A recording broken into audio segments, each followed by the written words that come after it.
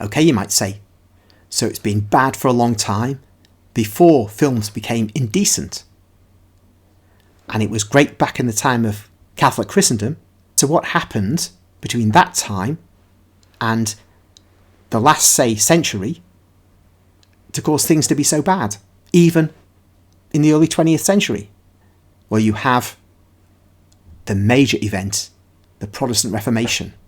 In itself, it does not bring about the ruin, but it opens the gates for ruin to come in. Like a tree, strong tree, you start cutting away some of the bark, you dig your knife into it, it will stand, but it gives an opportunity for insects, for things which can harm the tree to come in. And if left unchecked, the tree will die. So, in the Catholic parts of Christendom, we retained all those things. But Protestantism was not resting, it was developing, it was transforming out of a religion which was biblical into a religion which no longer believed that Jesus was God, nor in the resurrection. This was what its state was by the 19th century. But before that, it's laid the groundwork for the weakening of the Catholic nations. And we get the French Revolution. And that is anti-Christian completely. And out of the French Revolution eventually comes Napoleon. And he grants the rights of citizens to a certain group. I'll just say that. And these citizens then spread out into Europe, into high positions, increasingly influential. The Catholic Church spoke about this in writing at the end of the 19th century, 1895. But I won't talk about that because, again, one must be aware of the censor. But it's in La Civiltà Cattolica, a three-part series. And this laid the ground for the development of Hollywood. Throughout the 19th century, we have revolution after revolution. 1830, unsuccessful revolution in France. 1848, series of revolutions in Europe.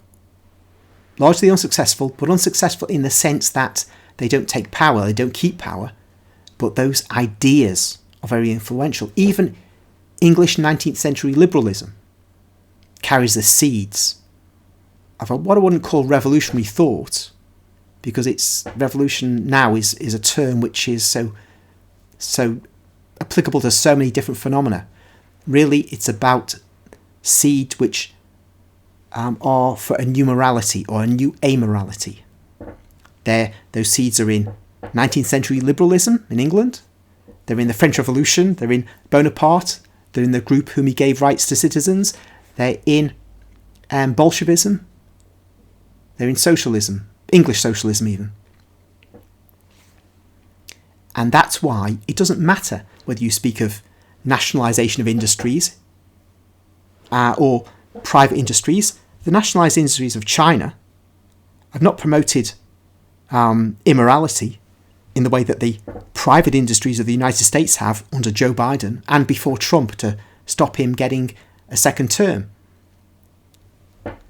and still promote immorality today. So it's not about ownership, it's more about what lies behind this, the ideology, and who promotes that ideology.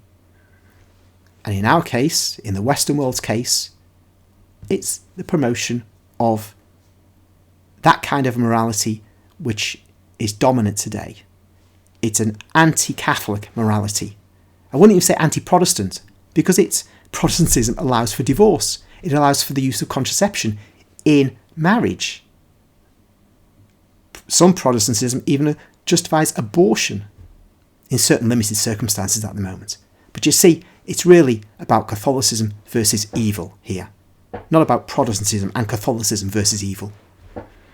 It's just the church that Jesus established is the fortress, and evil is assaulting that fortress, and the rest that call themselves Christians are just really, can be mopped up once the Catholic Church is demolished. The devil knows that. That's why we're the one which is attacked the most.